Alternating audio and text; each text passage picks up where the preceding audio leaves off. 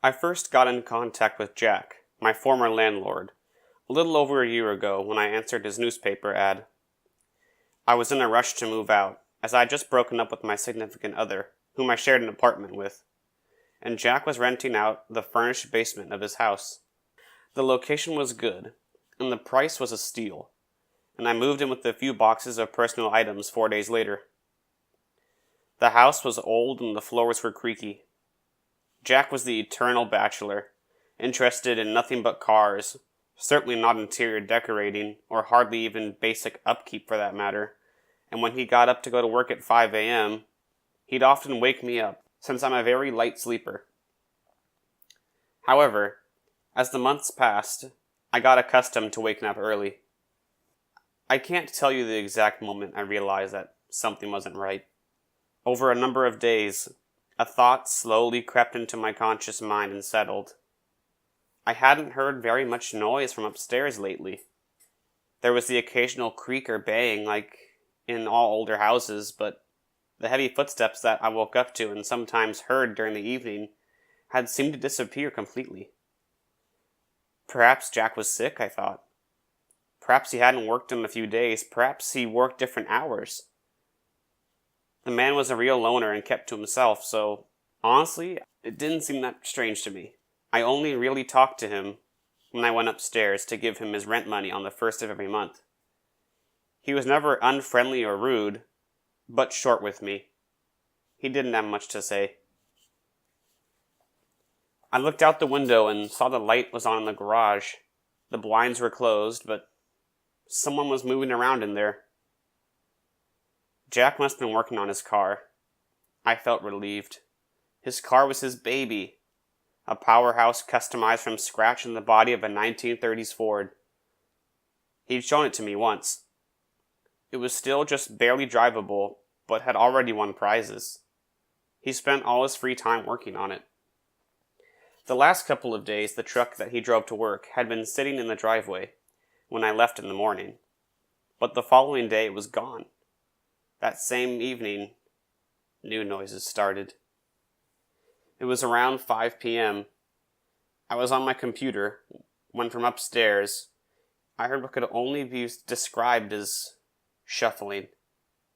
Like something covered in cloth was being dragged across the floor in short bursts. Then the sound of something very heavy, like a big dresser being moved. More shuffling. I heard the phone ring multiple times, but no one picked up. A few minutes later, I could hear Jack slam the door shut and walk toward the garage. As he passed by my window, I looked outside. Now, I have to say that Jack was not a man who cared a great deal about the way he looked. His hair was gray and disheveled. His clothes often had holes and oil stains, and I'd never seen him even remotely close to clean-shaven. But this was different. There was something unnerving about his gait, but I couldn't put my finger on exactly what was wrong. Arms hanging at his sides, he was looking up into the sky. I couldn't see his face, but for a moment I looked at his mouth, wide open. Was that his tongue bulging out? Swollen and black? No.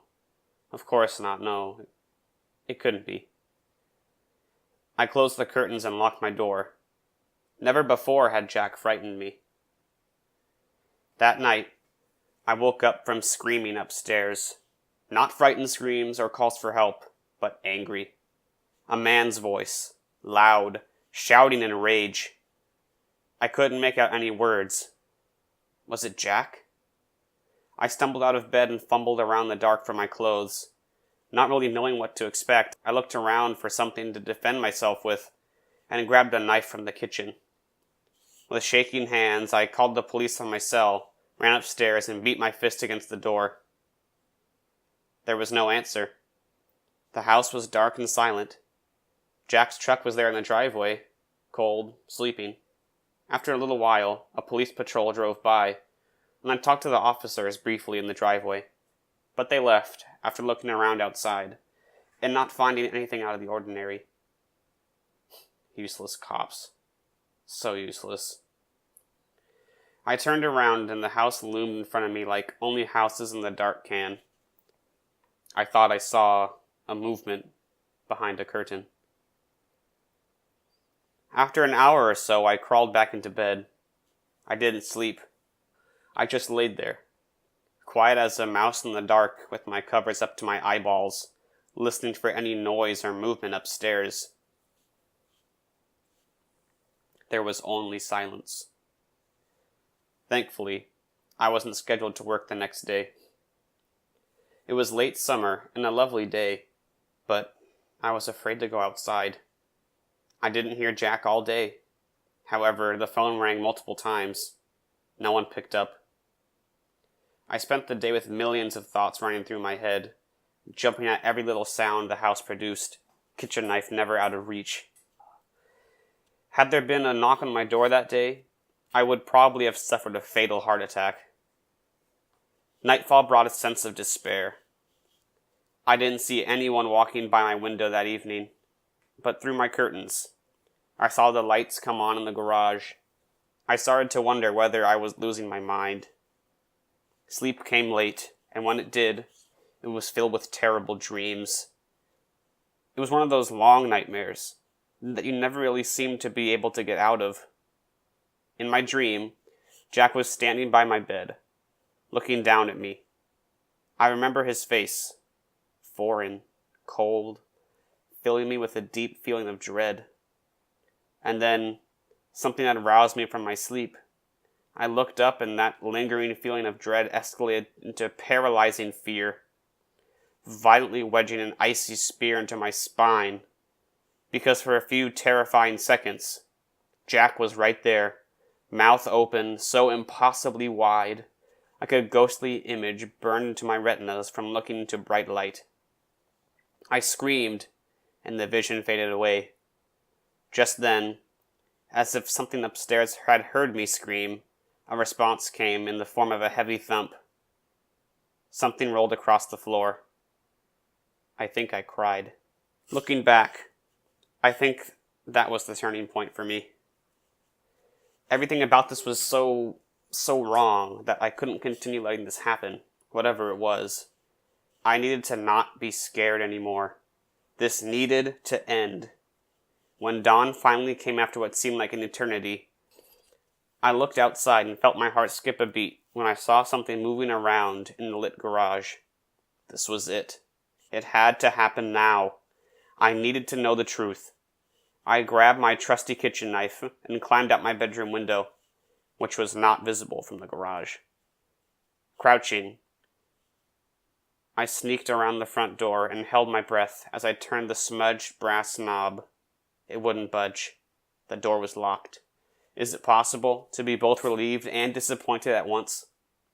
My sweaty hand tightened around the handle of the knife as I went around the side of the house. Adrenaline was coursing through my veins.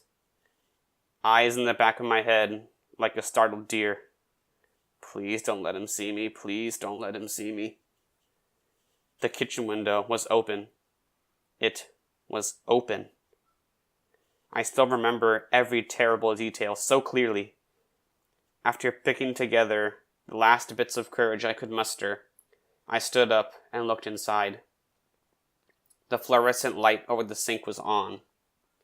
I could see the refrigerator door was slightly ajar. Then, that smell. Oh, that awful, disgusting stench wafting through the window slit.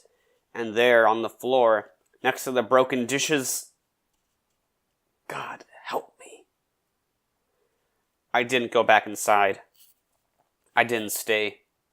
I drove away, and I called the police from my car. I didn't want to gamble on that thing, whatever it was, staying put in the garage until the police arrived. I drove until I was too tired to drive any further. Then I pulled in on a side road and slept. I never went back to the house. A few days later, I found the article in the local newspaper. It stated that a 58-year-old man had been found dead in his home on 112th and Dunsmuir. Cause of death? Unknown. An autopsy was going to be performed. Foul play had been ruled out. The coroner estimated that the man had been dead for about 3 weeks before he was found by his tenant. It also spoke of some unusual findings around the property, especially in the unattached garage, but I didn't read any further. The worst part is, sometimes when I wake up, I can still see Jack standing beside my bed, draped like a blanket over something far more dark and sinister.